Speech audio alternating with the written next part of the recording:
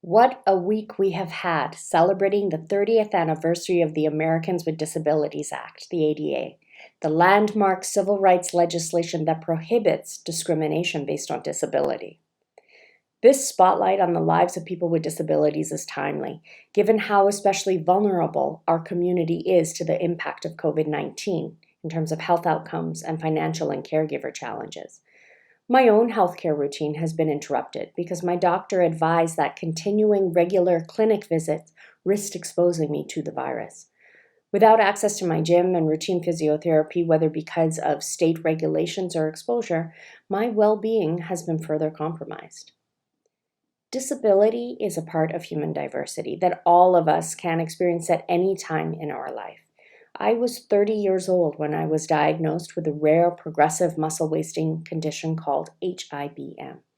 Learning to dismantle the barriers contingent to working and traveling, the barriers to access affordable assistive aids and services, and the attitudinal barriers to being treated equally has taught me how important it is for people with disabilities to be visible, represented, and to lead the way in advocating for the full enforcement of the ADA.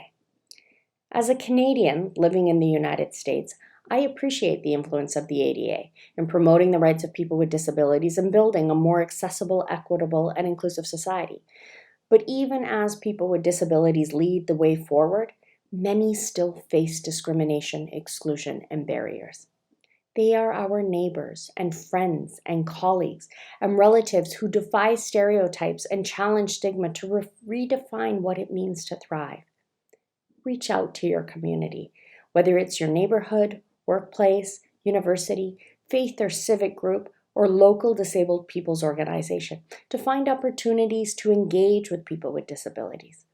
And be mindful how you speak about and to people with disabilities.